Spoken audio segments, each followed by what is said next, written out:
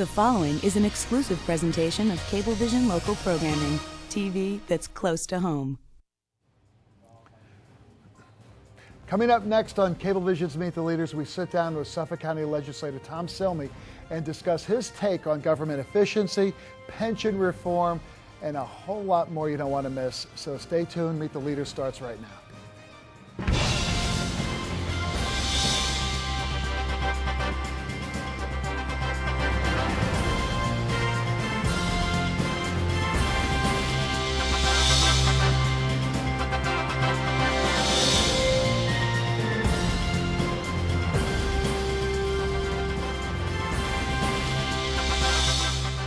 I'm Pat Halpin, and welcome to Cablevision's Meet the Leaders.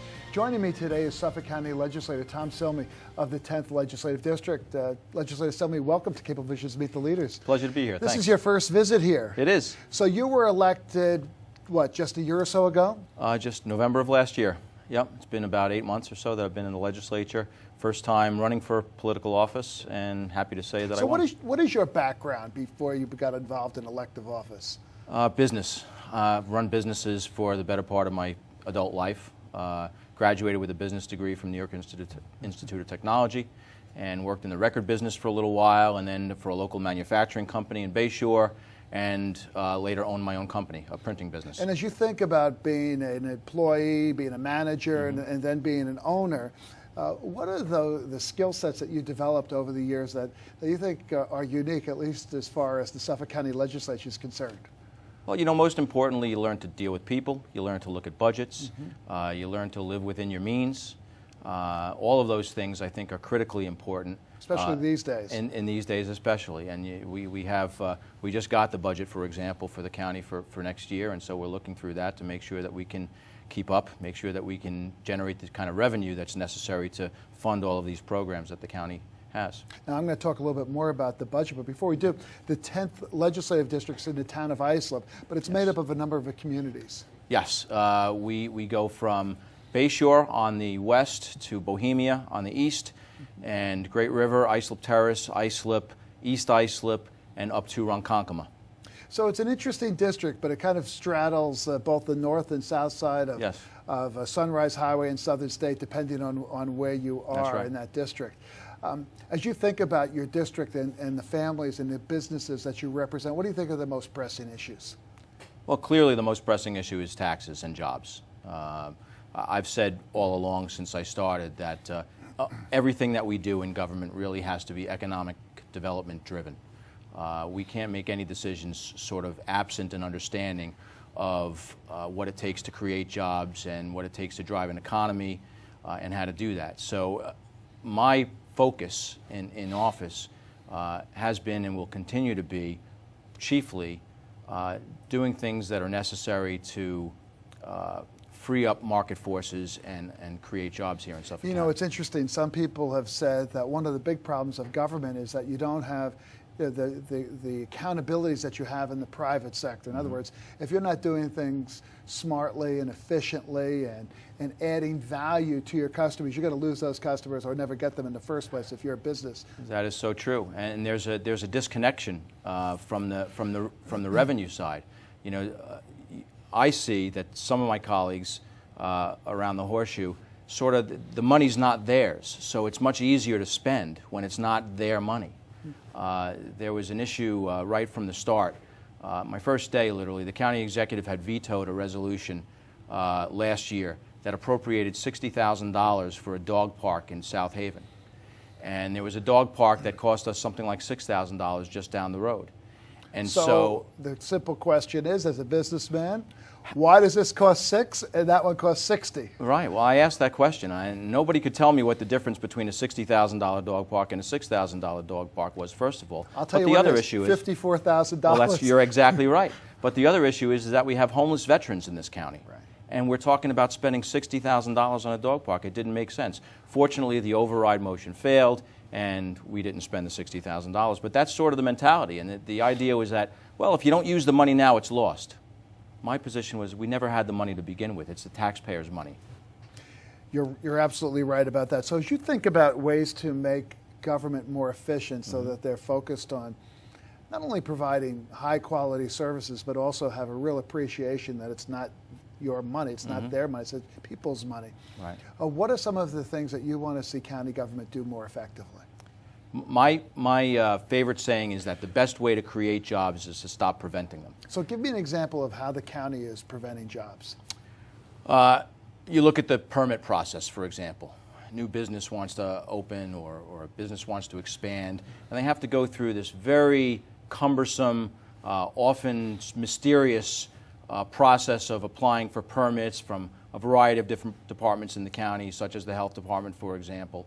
Spoke with a business owner today who's trying to get a restaurant off the ground, and just endless layers of bureaucray in order to do it. And so every day that business is not open is a day of lost sales tax revenue, it's a day of lost jobs, it's a day of wasted property tax revenue that taxpayers just can't afford. That's right, and you end up as a business person either having very deep pockets so that you fund this thing while you're going through this period where you're not earning any money, or you could, or the business may go out of business before it even starts. Yes. So the idea is to make government more efficient, to get rid of all of that red tape and all of that bureaucracy, to get the wheels rolling a lot more easily. You know, I've often thought that county government, for that matter, town government, believe it or not, could take some advice and approaches that Mayor Bloomberg and his predecessor, Rudy Giuliani, put in place in Nassau County, which is that if you have to file a permit for something in New York City, for example, as long as you certify, in other words, your engineers certify and your architects certify that you've done it according to the requirements spelled out, in this case it would be by Suffolk County, you get that permit.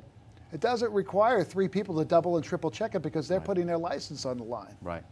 That's Why true. can't Suffolk County be doing stuff like that to just streamline this process? We can, and in fact, the county executive is working on, and I've sort of offered my assistance with a program with the Planning Commission that, with our economic development folks, that would create a portal of sorts. And I don't know too much about it just yet, so I can't really go into great detail.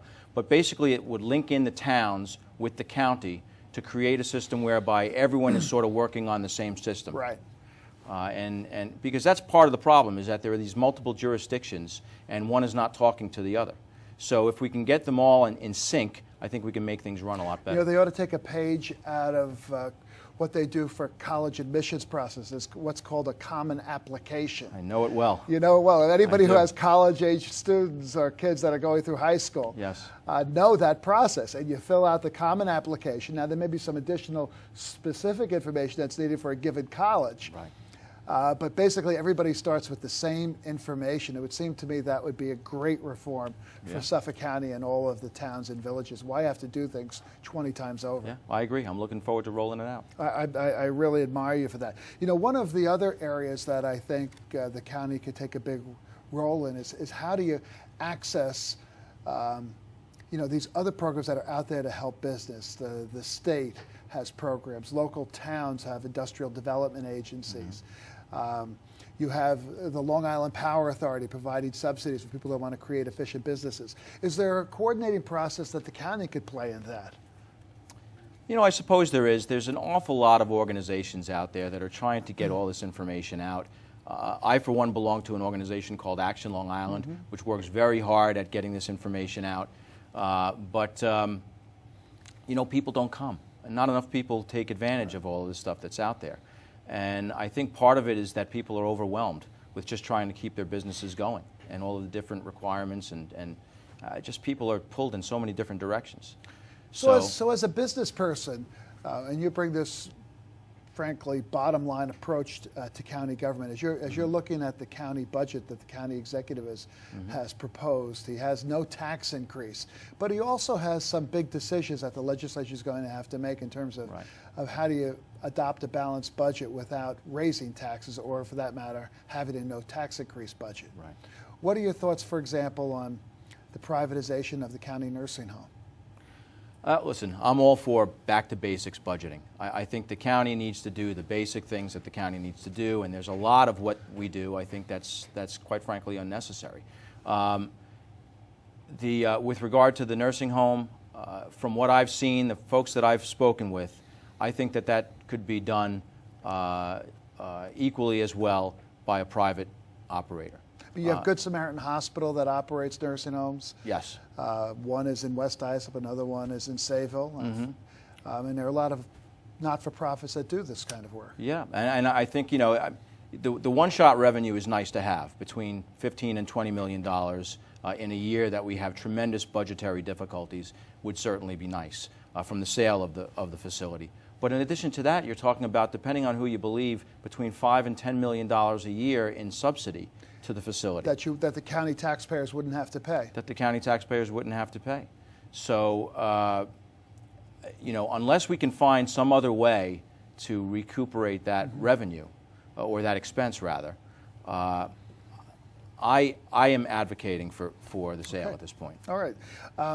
You've been very concerned about the rise in alcohol and drug abuse among teenagers, and you're a little younger than I am, but you know we all grew up in an era where we weren't immune from that either. Do you think the situation's getting worse? It's absolutely gotten worse. It's gotten so much worse. I mean, what used to be college-level binge drinking went down into the high school and now is down into the middle schools. And the high schools are it's just rampant. I've spoken to seniors or students from a variety of high schools throughout Suffolk County, and they'll all tell you that 75% of the kids in high school, all ages, are drinking on a regular basis. I mean, it's frightening. It's frightening to think what that means for them, for their health in and of itself. It's frightening for what it means for folks who are on the road driving while these kids are driving. It's frightening for our prospects as far as educational competitiveness goes into the future.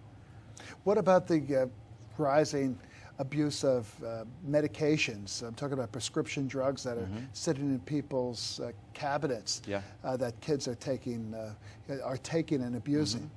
Well, alcohol is the gateway, first of all. And if you're lax on the alcohol issue, then it's going to evolve eventually into the prescription drug use and then into non-prescription narcotic like use. heroin. Like heroin, which is a huge problem right now. Is that as big a problem as the media is making it out to be? Yes. That this is something that's ending up in communities that we never imagined kids would be snorting and in some cases injecting heroin? It absolutely is. I mean, you know, you have folks in East Islip, for example, that don't know that it's a problem. It's a problem. You talk to the exchange ambulance folks, and they're doing lots of, pickups and they're making overdose calls. So it is a significant Now the problem. county has a responsibility to treat and also educate its residents about the growing problem of alcohol and drug abuse. Are you satisfied with the efforts? Is there more that needs to be done? There's always more that can be done, and we should be doing more. But you certainly have lots of us focused on it. Legislator Kennedy has been a big proponent of education as far as the heroin problem goes. I've hosted heroin symposiums in the local school districts to try and get the message out there. So we can always do more, and it's a multifaceted effort. It's got to be education with the kids. It's got to be education with the parents. Law enforcement has to do their part. The courts have to do their part. So there's really a lot of things that have to come together to address the problem. But the biggest thing is that people need to be aware that this is real, it's serious, and it's here. Yes. And then the rest of those components kick in. Better to have a child who's upset with you because you invaded their privacy and looked on their cell phone at text messages than to have a dead child. That's what I say. There are a lot of parents who would agree with you who unfortunately have had that experience. Okay, we're going to take a short break, but we'll come in and we'll have more with Legislator Tom Cilmi.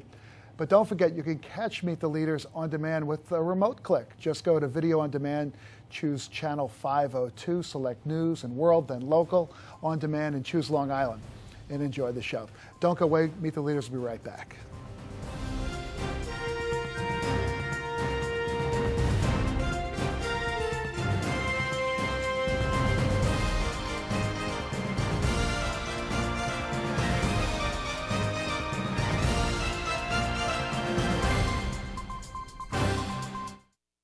This artwork was created by victims of domestic violence. On average, a woman is beaten once every 9 seconds in the United States. Brighter Tomorrows has been serving victims of domestic violence since 1986. Services include court advocacy, individual and group counseling, shelter, and transitional housing program. If you or someone you know is a victim of domestic violence, please call our hotline at 631-395-1800. All calls will be kept confidential. Every child deserves a chance.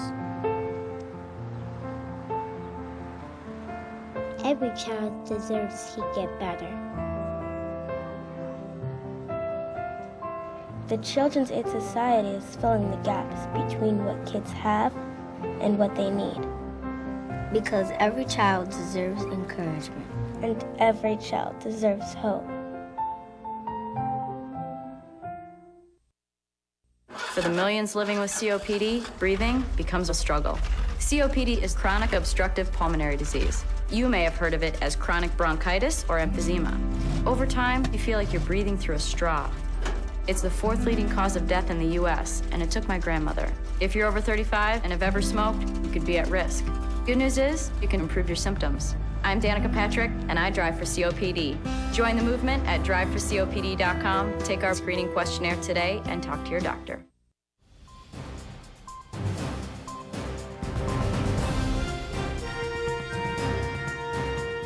Welcome back to Cablevision's Meet the Leaders. Joining me is Suffolk County Legislator Tom Cilmi. Legislator Cilmi, another area that you've been focused on, which is, I think, a big opportunity for economic development, is figuring out a way to redevelop these brownfield industrial properties that are just laying dormant in communities all across Long Island. Yes, this has been a big issue for me. There's a property in my district which is sitting there. It used to be a junkyard.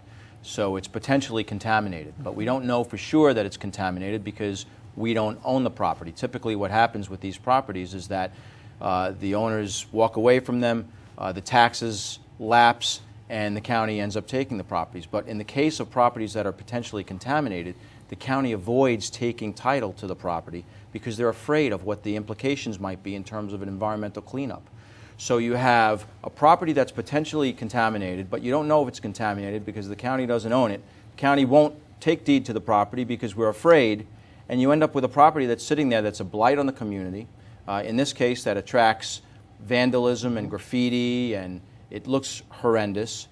And it develops such a great deal of back taxes and interest and penalties that those things start to exceed the market value of the property, and it's potentially causing an environmental hazard and a public health concern as well.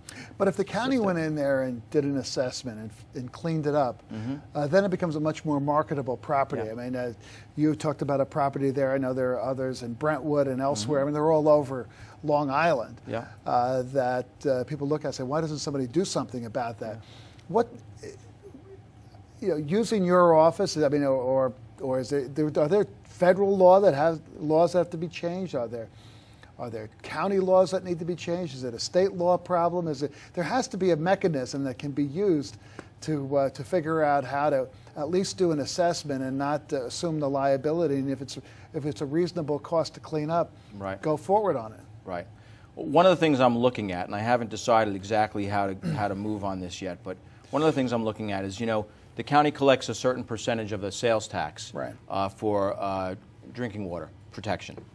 So I'm looking at sort of taking a portion of that money and utilizing it for this purpose. We have something more than 100 properties in Suffolk County that fit this category that the county doesn't want to take the deed to because we're scared of the environmental implications, and yet they're potentially posing public health risks.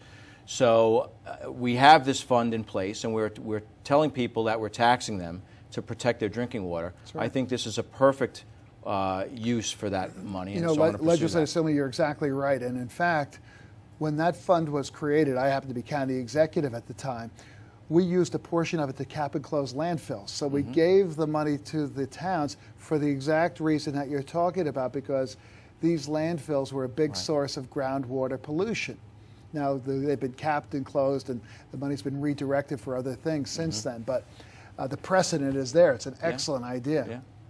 We'll see. Because I actually think you could take a lot of these properties and spend some money cleaning them up, pay the back taxes, and then market them, and the county could actually make some money. But it's going to take a little bit of investment.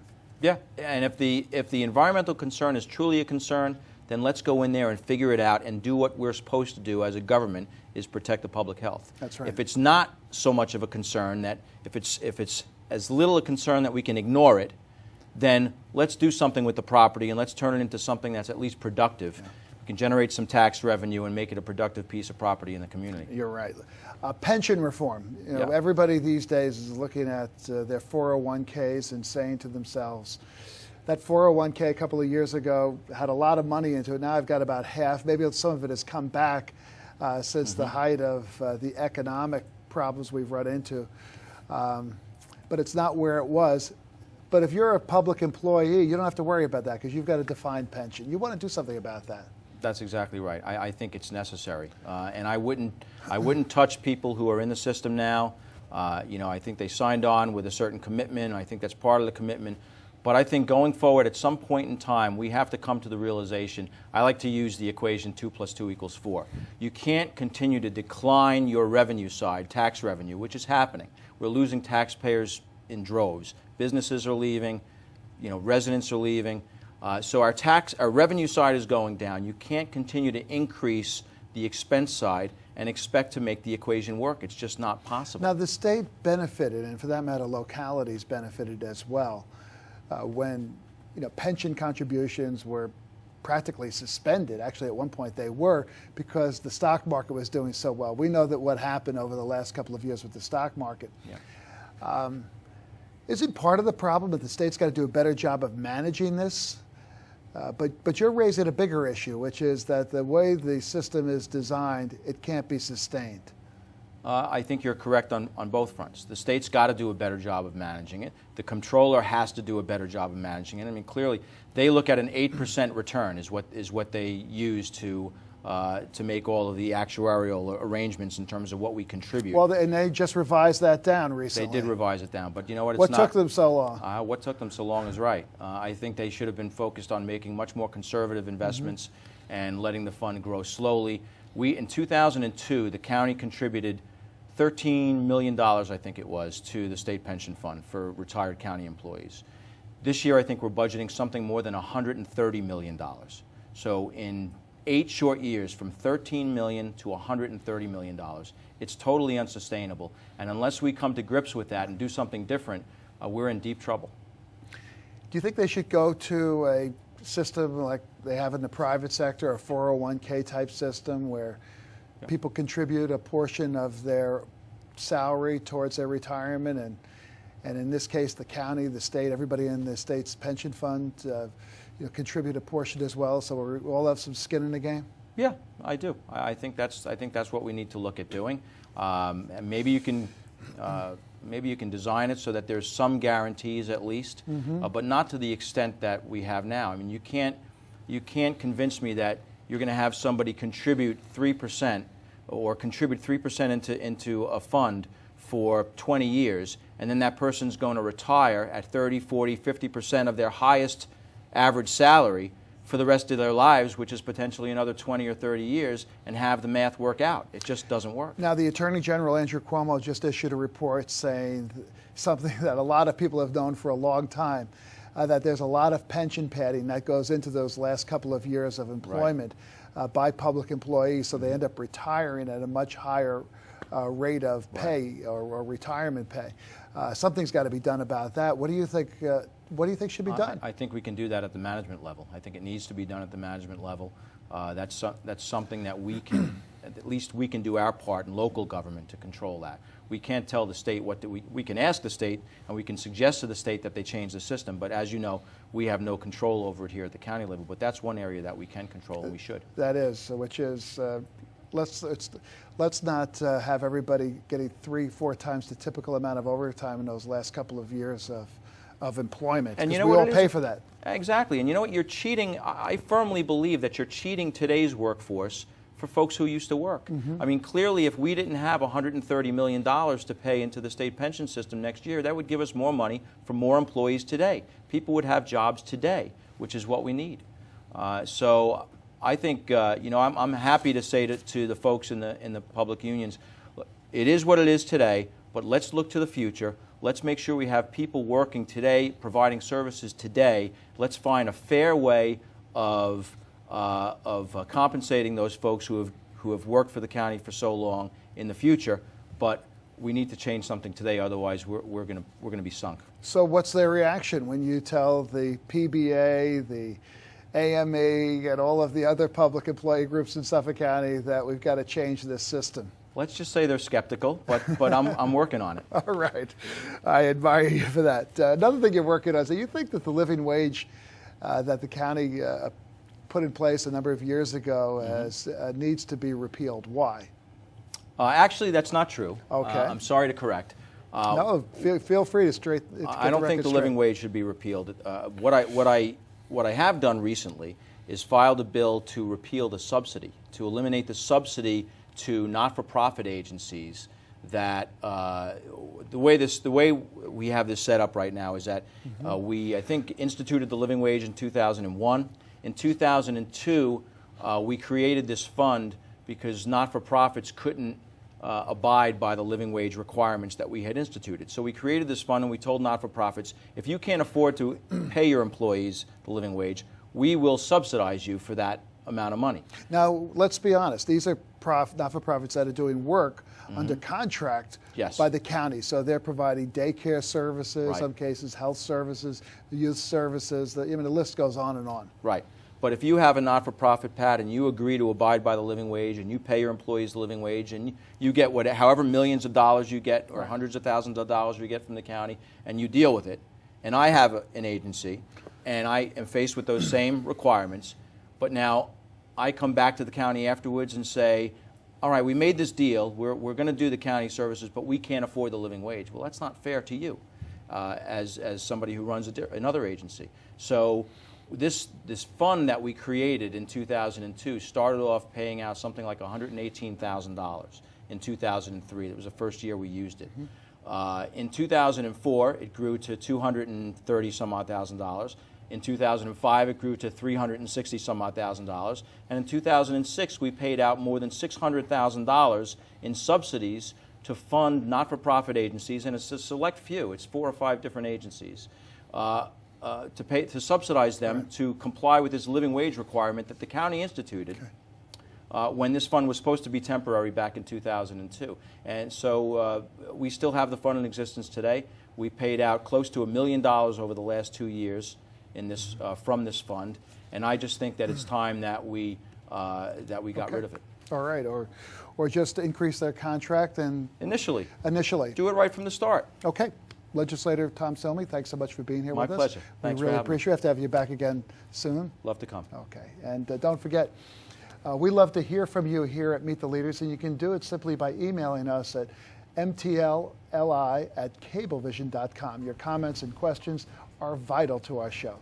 Thanks for watching Cablevision's Meet the Leaders. I'm Pat Halpin. We'll see you next time.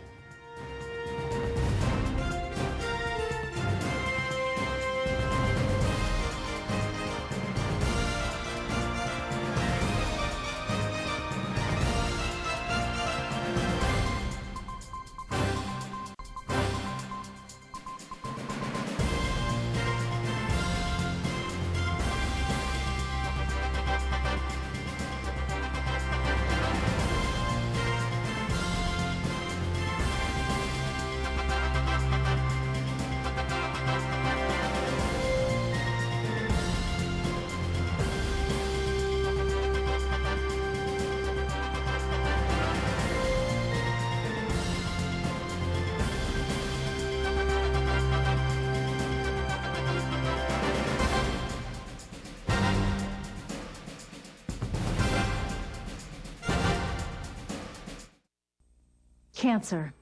It's a dark word. When it's directed at you or a loved one, it can turn your world upside down and leave you in a scary, lonely place. But there is a way to bring in some light. The Leukemia and Lymphoma Society's Light the Night Walks are held every fall in communities across the U.S. and Canada. They are hope-filled evenings when families and friends, neighbors, and company teams come together to support people battling cancer. Walkers raise funds for life-saving research and services for patients and their families. Light the Night Walks are evenings filled with emotion. Participants experience the warm glow of a caring community. Whether you're a cancer survivor, supporting someone who is battling cancer, or have lost a loved one, your participation in a Light the Night walk will bring light and hope to millions. We all know someone impacted by cancer. It's time to walk the talk. Register today at lightthenight.org.